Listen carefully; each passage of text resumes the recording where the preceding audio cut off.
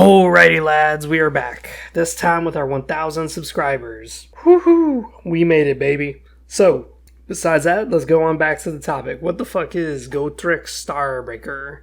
Now, Gotrek Starbreaker is a High King. In fact, he is one of the two High Kings of the dwarf Karazhan Corps that existed at this time period. That's right, two Karazhan Corps technically. So what's going on during this time period is quite simple. What is happening is there are the Scaranawe, the hill dwarves, who have their own Kazads. And Kazads mean fortress, if you did not know. And the reason why they're called Kazads is because they do not live in the mountains, hence the name hill dwarves. They would live probably in the lands like Britonia and the Empire. This was before humanity even existed. So, this is where they were. Now, what's interesting is that they have evolved in such a thriving community that the kings of these Kazads have formed their own High King. And this is where it gets kind of interesting. The two High Kings exist mutually, and usually, if the High King of one area has an issue, he can rely upon the High King of the others to somewhat help. But there are some restrictions and some issues, like the High King of the Scaranawe, High King Scarnag, he doesn't really militarily support High King Gotrek Starbreaker when the War of Vengeance occurred. He did not send any troops to aid them, and neither did any of the Scaranawe really come to help either.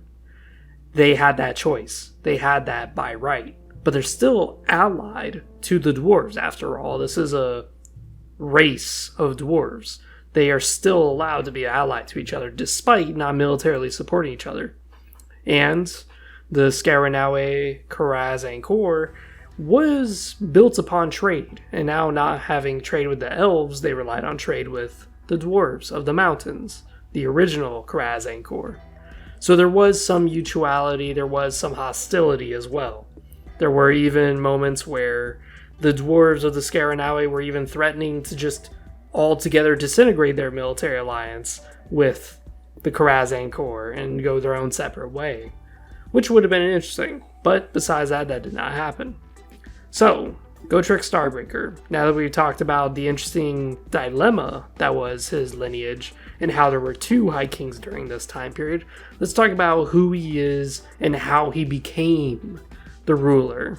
You see, Gotrek Starbreaker started around the time right after High King Snorri. And High King Snorri was actually a very interesting High King because he was one of the very first and very few dwarves who died of old age.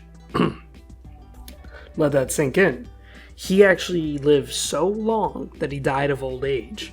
And when he was buried, Malekith was there. Malekith, the son of Anarion, the future lord of the Druki. This was before he fell. This was before he ever became a Druki. In fact, there were no Druki at this time. Now what's interesting is that Malekith made a promise to High King Snorri, one promise that he ended up breaking, which was to maintain the peace between the High Elves and the Dwarves. Because he saw that the Dwarves were people that were easy to anger over the pettiest of circumstances, and that to break their alliance between their people did not take much on one side to push. Malekith swore he would. But when Malekith fell and he failed to take over Ulthuan and got absolutely beaten and incinerated, he did something that was very interesting indeed. He actually saw a potential to weaken Ulthuan's military, but not by using dark elves, not by using magic like he tried before. Instead, he was going to break the alliance between the High Elves and the Dwarves because he knew Kalador II was too arrogant of a bastard to actually accept that his people could do anything wrong, and too arrogant that the dwarves were viewed as a subservient race, as a lesser species.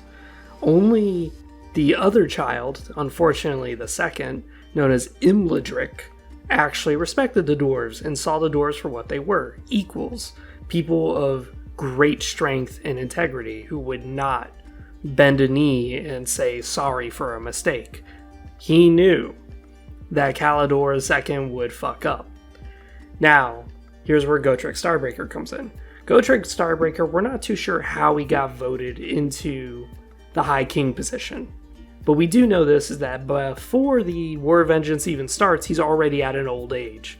He has only one son, and he is just hoping that his son, Snorri Halfhand, can, how do I put it?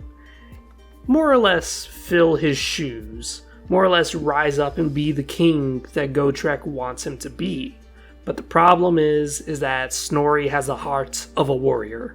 And Gotrek Starbreaker has pretty much put an end to war in his kingdom, in his Karazhan core. You see, Gotrek Starbreaker has done something very unique that no dwarf has ever done.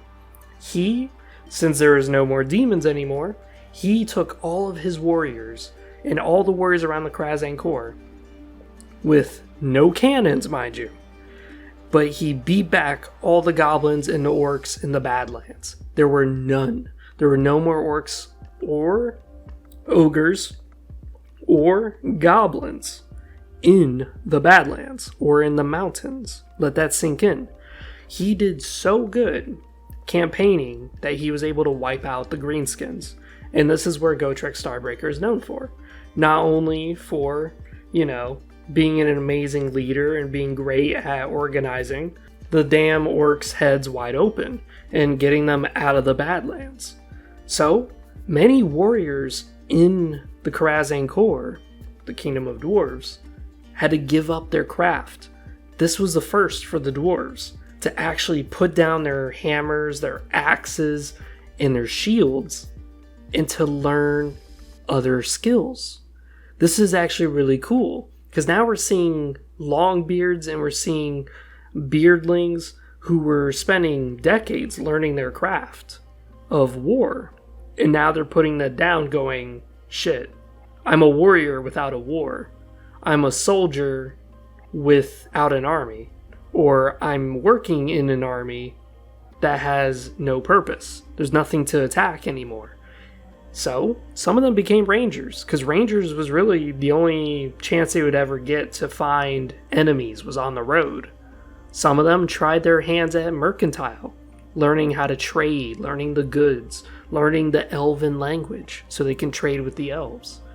Some of them just took to, lingering around on their trophies and the deeds of their ancestors and just sit on top of their hoarded treasures. Because, they didn't know what the fuck they were going to do with their life. This was a first. And this was very interesting time for the dwarves. There were some who even just dabbled in other things like politics or legal situations. Like some of them even just became retainers or scholars even. This was all new. This was all unheard of. Some of them even tried to develop their own little Khazads and join the Scaranawe. So, Gotrek Starbreaker did a very good job for his people. But by this time, he is very, very old. Very, very wise. And you may wonder, how did he drive the orcs and goblins out of the Badlands? Well, I'll give you this little excerpt. He's battling a king in his own court, because the king keeps challenging Gotrek's honor, and I'll tell you why in a minute. But finally, High King decides that he's had enough lip from this particular king, because this one's always been challenging him even before the War of Vengeance even happened. So he demands a trial of honor, where the two dwarves have their beards tied together so they can't run away.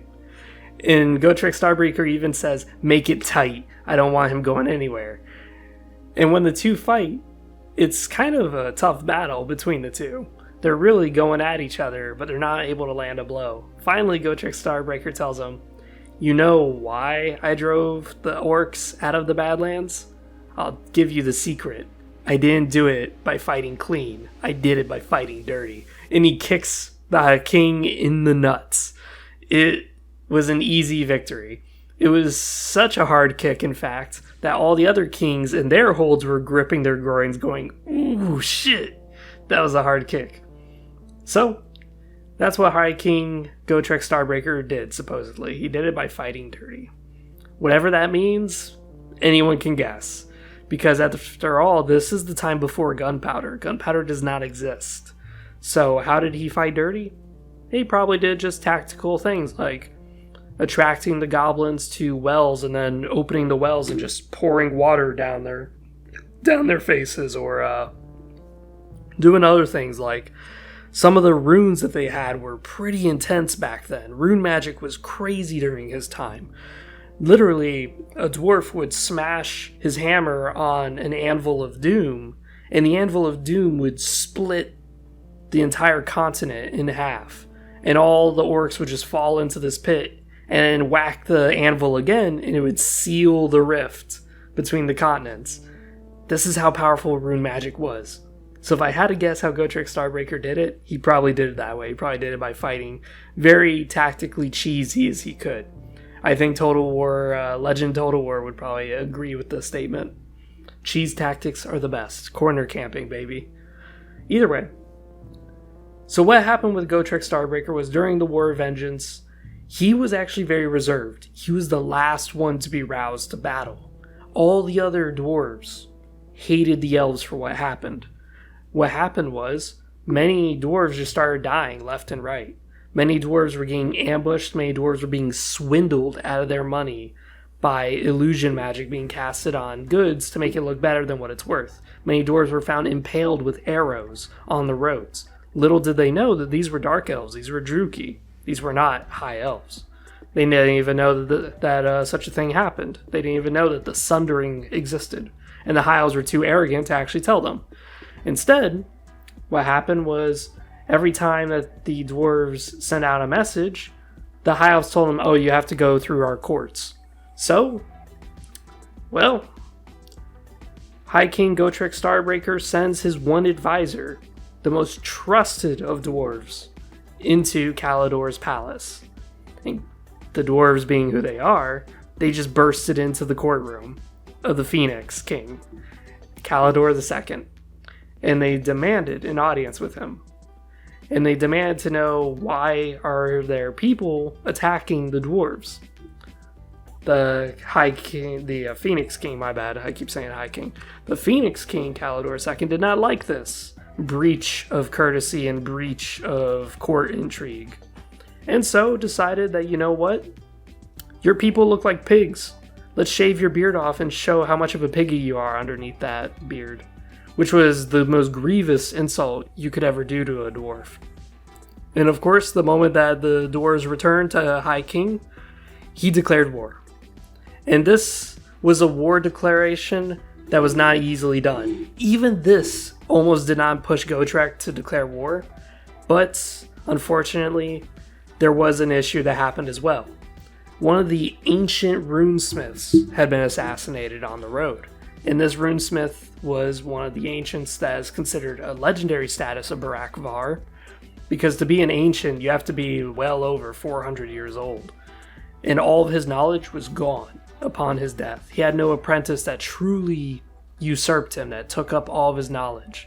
So it was such a loss for the dwarves. And now all of his ambassadors just got their beards shaven.